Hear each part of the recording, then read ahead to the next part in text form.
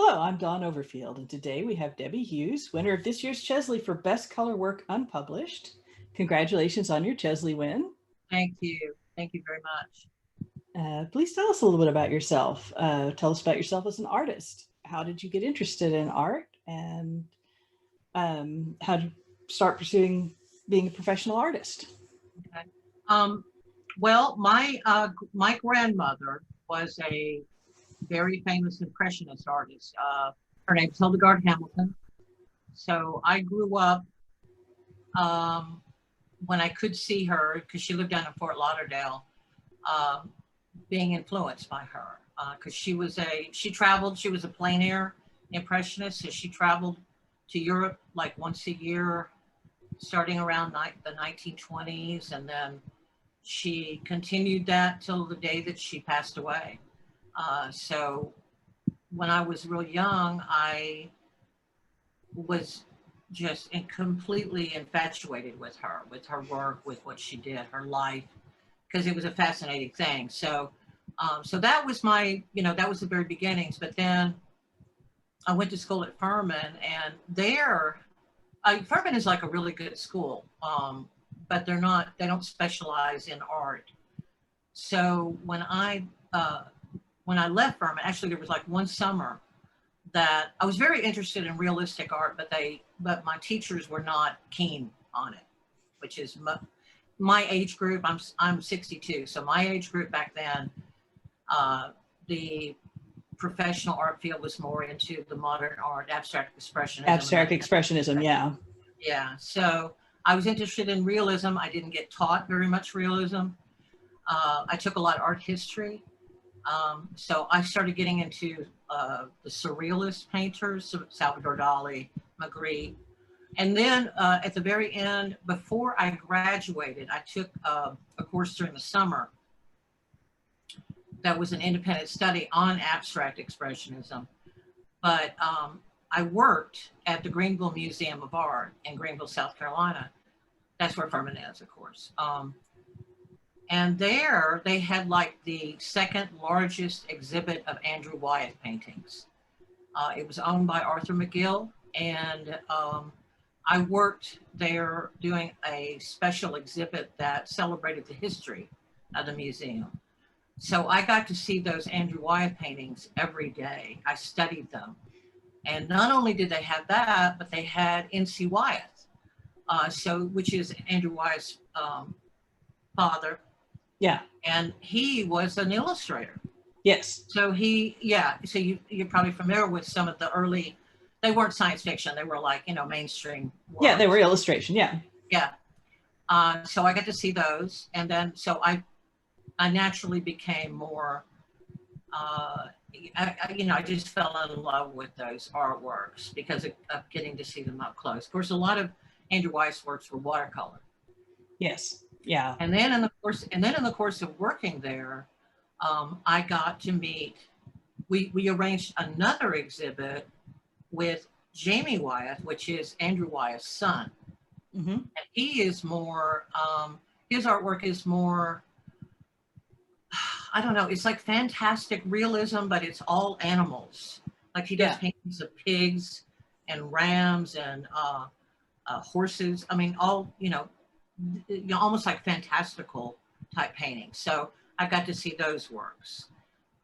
So then, after working at that museum, I moved to Knoxville, Tennessee, and there that was the first time that I entered the world of science fiction and fantasy, because the first convention that I went to was like a Deep South Con, and the guests that were there were Stephen King, Peter Straub, and Carl Wagner.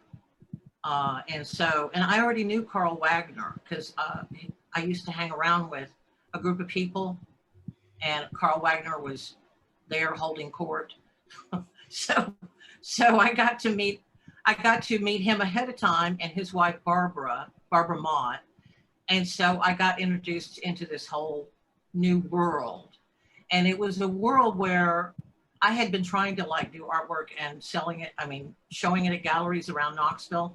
And if you didn't paint like barns on the side of saw blades, you weren't like, cool. So, Yeah. but there's also like dogwood paintings and, that kind of thing. So when they saw what I was doing at the time, I was doing surreal art. So at the time that they saw what I was doing there, they were, that wasn't what they wanted in their gallery. So fandom was so accepting that even the weird surrealism work that I was doing was accepted. And so I got into the fandom, into science fiction, and then I realized I wasn't quite good enough to do book cover work.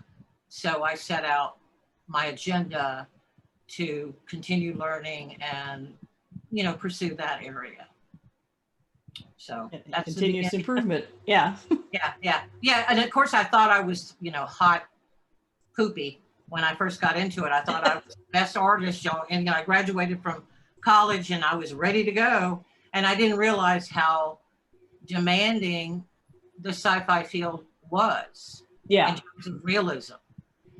And not only is it realism, but it's realism projected into the future. So you have to have a wide repertoire of experience and technique to tackle that kind of painting. And so it was a real challenge to me. That's why I got into it. Yeah. So for your piece that won, what was your inspiration for the Raven, the Wolf, and the Maiden? What? Yeah. Okay. Obviously it's Red Riding Hood. So I had been thinking about doing the whole Red Riding Hood idea for a couple of years, and but I started out when I started doing sketches of that, it was the typical like gray, dark forest with the almost monochromatic with the Red Riding Hood figure, which you see in movies a lot, and I started out that way, and I was working on sketches. So the painting that you see and that I started out with was basically a landscape painting. And I was gonna do a small version of that and sell it at a convention, to make extra money. But it was just going to be like an exercise in that kind of fall colors. And so it was purely mainstream when I started it. But as I started working on it, and I was doing it in Sketches first in Photoshop. So when I started working on it, it became more and more complex. And so as I realized that it had kind of a life of its own. And so I started thinking, this needs more elements, more characters. And so I took the characters I was going to do in the original Red Riding Hood, like the Crow, I already had him. And the idea of Red Riding Hood, although I had not found her specifically. So I started adding those to the image. And then the wolf, I actually did a very elaborate rendition of him, but he was too complicated. He took over the piece. And so I decided to do him as just a shadow. And I thought that added more intrigue to the painting. So that's how that evolved over time. And I thought it was interesting too, because a lot of people that look at it and the first thing they say is, oh, I want to walk on that path, because it has that depth that goes way back, and it's beautiful. It's got all these colors, and I've had one friend that said that draws you in. Yeah, it draws you in. It's dazzling.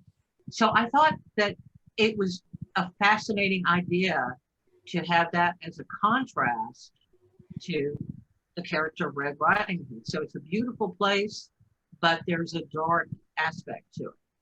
So it worked out better than just making the whole thing dark, making it all. Yeah, because it should have that air of temptation, because she's tempted to go into the danger. Yeah.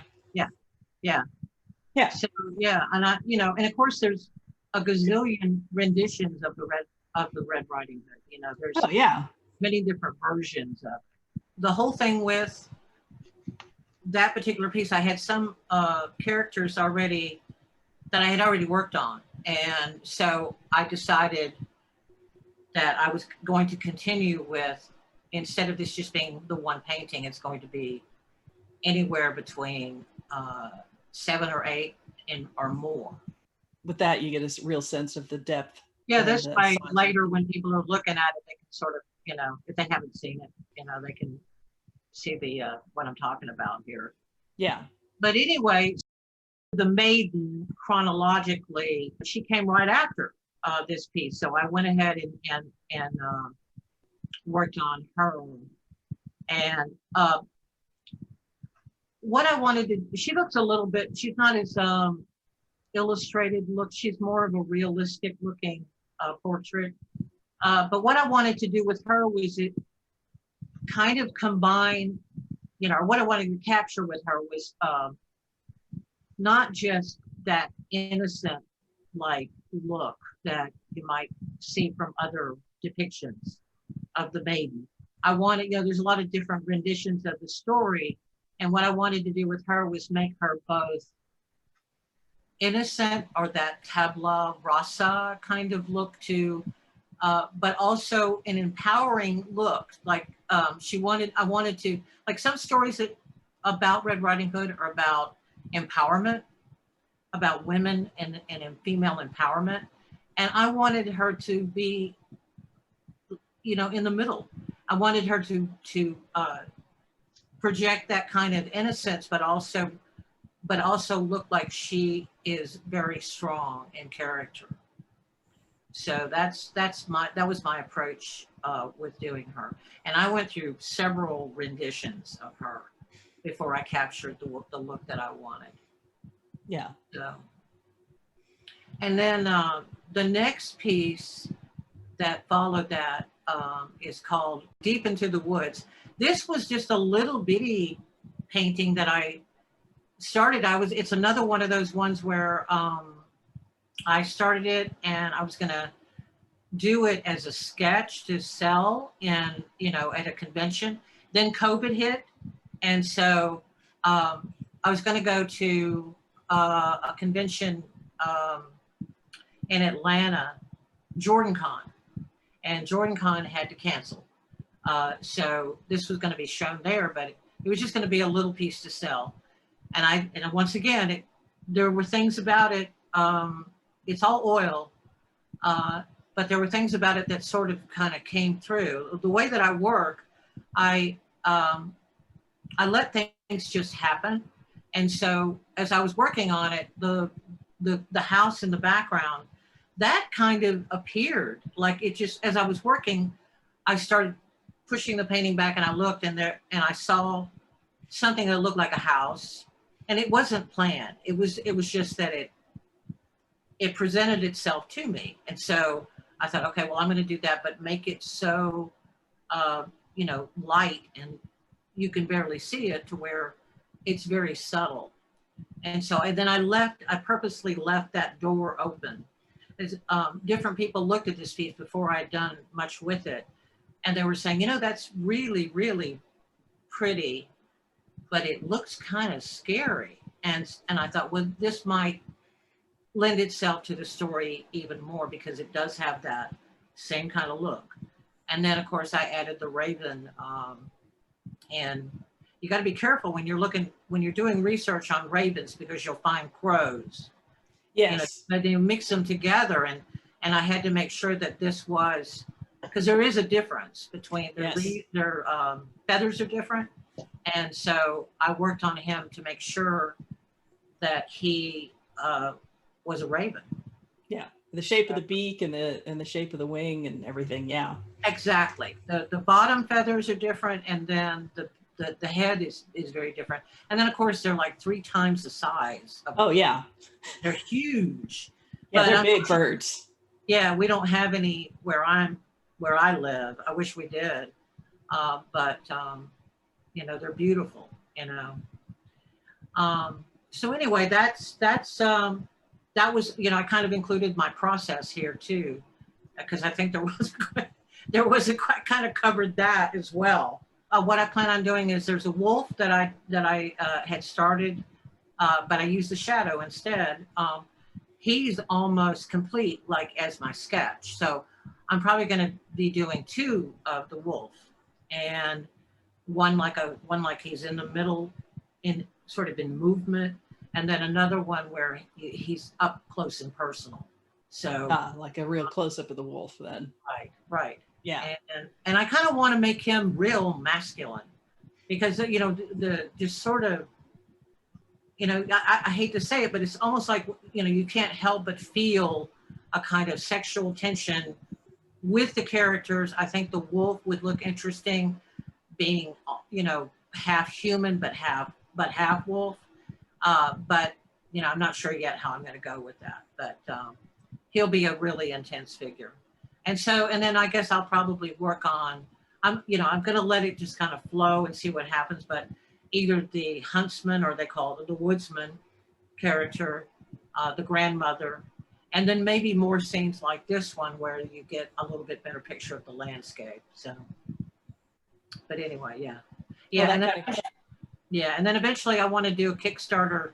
I don't know how to do it. I'm new to all this, but eventually down the road, probably I don't see getting all this done by 2021, but probably 2022. Yeah, I think that covers a lot of the what upcoming projects are you working on? that takes you out for quite a while there. Do you have a dream project you'd like to talk about? I do actually have one, and I debated whether revealing this, but I may not be able to get to it, but I'm, I've been working on it for years, but it's Queen Hatshepsut. Cool.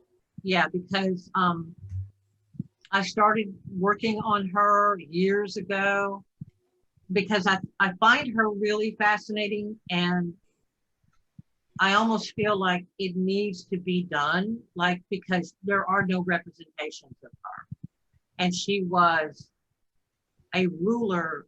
It surprises me that there aren't more about her. There aren't more representations. There's not more history on her, because she did so much for Egypt, and she was this fascinating character. And so I've always wanted to kind of work on, there's like sculptures that are left, but they've been defaced. Yeah. Images that are left that have been defaced. I wanted to rebuild her from the sculptures that are available, and then make her, flesh, make her human, and do this kind of real ambitious scene of her in front of the temple, the temple that was built for her, and show her up on, where she's carried, up on with her, with the slaves around her, and there's like a procession. It's a real ambitious project, but I've had that going on for quite a while. I've actually got sketches done of it, but that's down the road, so that definitely is one that I'm going to probably return to. This one is called Flight of the Indigo Tree. This is another project that I've been working on, and I've got 2 paintings thus far. I'm probably going to have 3 or 4 more. There's a real interesting article. There are articles about trees communicating through their root system. And I was going to say, if people want to look it up, there is the new Smithsonian, there's an article in the Smithsonian magazine called "Do Trees Talk to Each Other?" And the scientist that studied this, his name is Peter Wohlleben, with a W. In German, it would be D. But he wrote "The Hidden Life of Trees: What They Feel, How They Communicate." These paintings are based on some of that, but they're also kind of the same stuff that I've done over the years of floating things, kind of Roger Dean-esque imagery. But Dean did like land masses. I've done different things, but I was kind of fascinated with that whole idea of trees communicating through their roots. And Hmm. I thought, wouldn't it be cool? On the next piece is called the dreaming tree. Um, if a tree could dream, it would separate itself out and fly. I mean, like, so it has that kind of weird, surreal quality to it. But that's sort of looking at reading these articles about the communication. That's how some of this work kind of manifested itself in my brain. It was just, but it also kind of, this painting actually kind of started out as kind of a post-apocalyptic piece, as if the world something bad, and that what's left are the trees, just kind of floating free.